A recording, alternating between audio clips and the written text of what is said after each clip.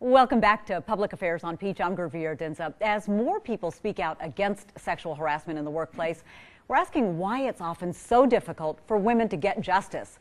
A study by the employment law firm Barrett and Farahani shows 93% of sexual harassment cases, 93% brought by women in the Northern District of Georgia, were dismissed. The firm studied cases from 2011 and 2012. The problem is judges are dismissing too many, almost all cases, based on their understanding of what a reasonable person would find severe or pervasive.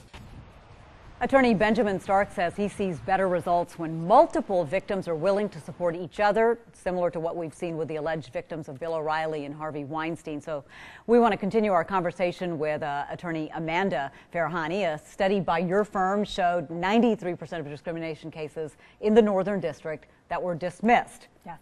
That's stunning to me. Shocking. It is shocking. Yes. Why?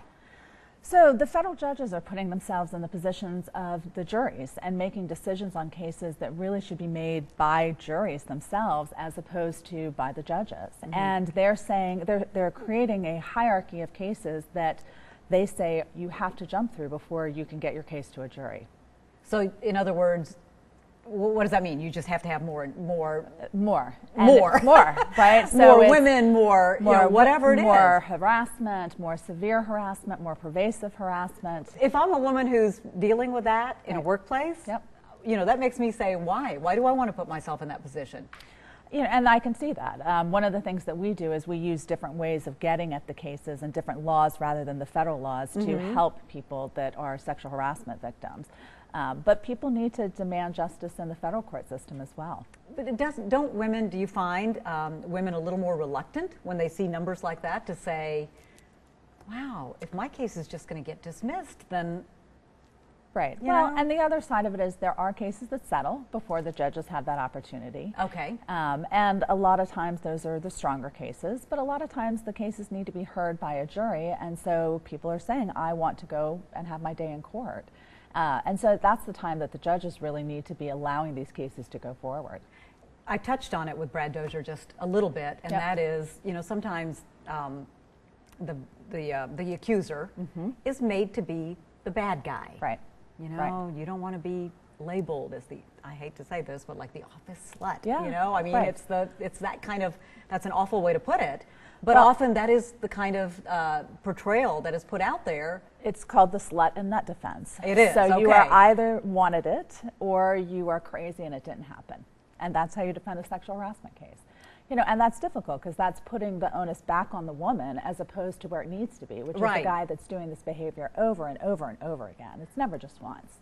There is strength in numbers, as we're seeing. I mean, multiple women coming out against Bill O'Reilly and Harvey Weinstein. Right.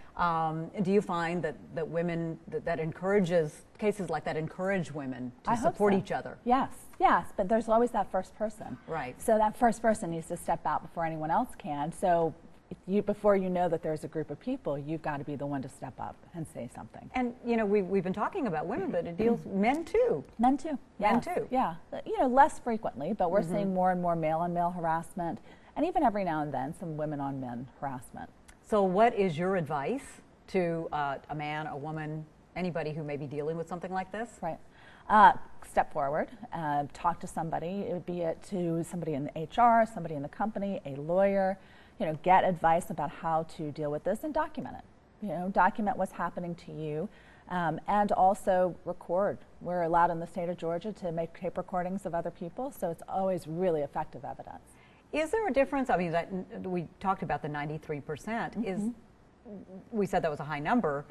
Is that different from other states and other areas? It is. Similar to our region? Yeah, so we're part of the 11th Circuit, which includes Georgia, Florida, and Alabama. Alabama is not dismissing these cases at anywhere near the same rate. And do we have a reason why? The judges here. The judges, okay. Yeah. All right. Listen, thank you so much. Absolutely. We appreciate your time. Thank you. Hopefully somebody will garner some information here that they can use. Yes. You know? Yep. Thank you. Absolutely. Our look at sexual harassment resumes after the break. So how prevalent is the problem within the LGBT community? We'll talk about that.